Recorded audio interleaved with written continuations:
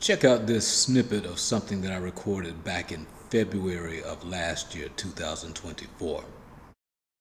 Hey, I want to talk to you about intimacy for a moment. Yeah, you heard me right, intimacy. But this is probably on a deeper level than we think about. But let's look at it. All right. In the book of Exodus, and I'm reading from Exodus, the 34th chapter, just verses 1 through 3. Exodus 34, 1 through 3. And YAHUAH said to Moshe, cut 2 tablets of stone, like the first ones, and I shall write on these tablets the words that were on the first tablets which you broke. Now, for anybody who knows the story, that first verse is really referencing the fact that prior to what I'm reading here, Moshe had been given the command to deliver these written commandments to the children of Yasharal who were being brought out of Egypt. And he was given a command simply to deliver those commandments. But sometimes we make the mistake of doing too much. He was told to do one thing, he did it, but he added to it by breaking the tablets in anger. And that angered the Most High. So the Most High looks like in his own ways reminding Moshe in verse 1 of chapter 34, I'm going to make these commands again. And just want to remind you, you broke the first ones. I wasn't cool with that. It was like he slided in on him. So again, and YAHUAH said to Moshe, cut 2 tablets of stone like the first ones, and I shall write on these tablets the words that were on the first tablets which you broke. Verse 2. And doesn't that sound like a parent to a child? Parents will remind that child of what they did, And be ready, verse 2, and be ready in the morning. Then you shall come up in the morning to Mount Sinai and present yourself to me there on top of the mountain. Listen to that now. I want you to watch that. Get ready. Get yourself ready in the morning and present yourself. Come up and present yourself to me at the top of the mountain in the morning. All right? Get ready. There's a time that you're to get ready. There's a location where we're to meet. Sounds like a date to me. Watch this though. Verse 3, and let no man come up with you, and let no man be seen in all the mountain, and let not even the flock of the herd feed in front of that mountain. Listen to that once again, and let no man come up to the meeting spot that I have designated, where you're to get yourself ready and be there at a certain time. Don't have anybody come up with you. Don't even let the flock of herd be in that area, in that domain at that time. The Most High says, come on your own. Come on your own. Why? Because this is between you and me. Nobody else is invited to this affair. Nobody else is invited to this party. This is between you and me. You don't need to tell anybody. Definitely don't invite anybody. This is our time. This is our intimate time.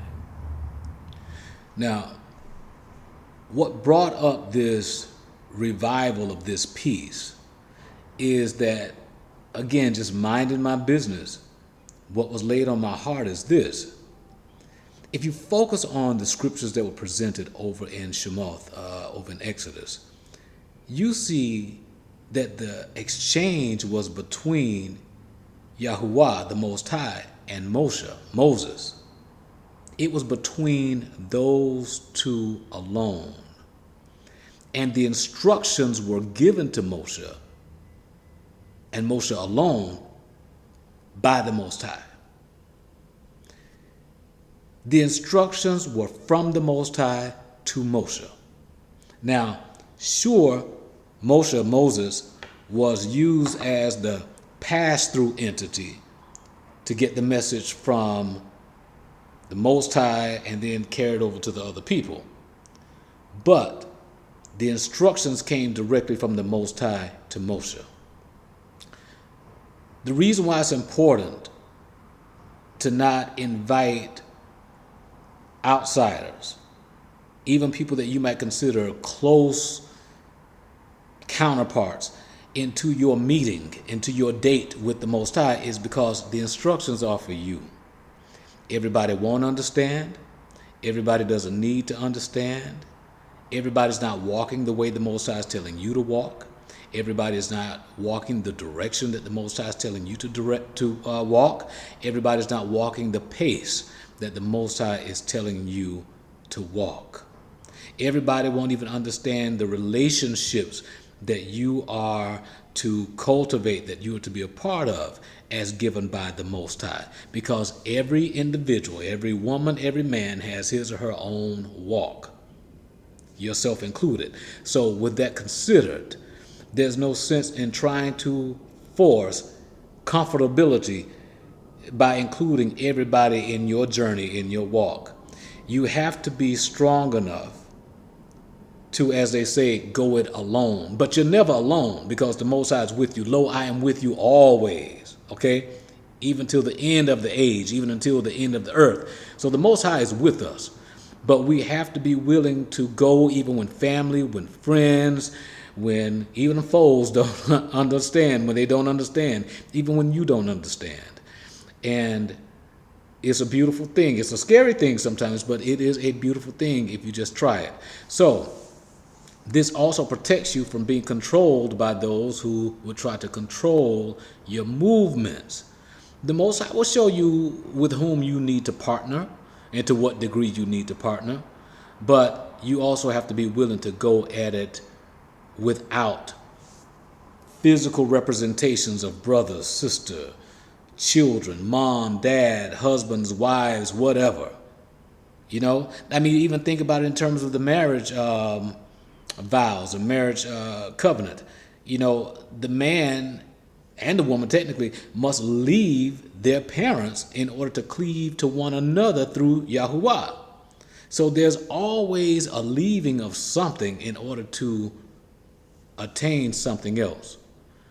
So this is a one-on-one between YAHUAH and you. If he's called you to something, don't be afraid to walk forward without the others.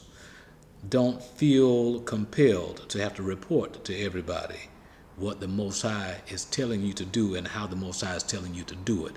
May I please say that part again?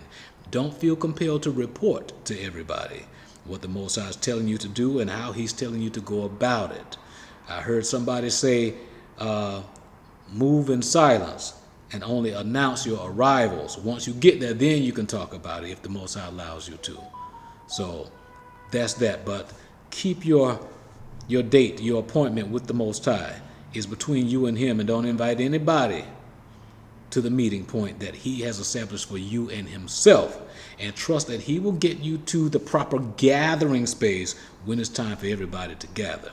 But now everybody doesn't need to be at your meeting. That's your time with him. All right? Shalom, y'all. Peace.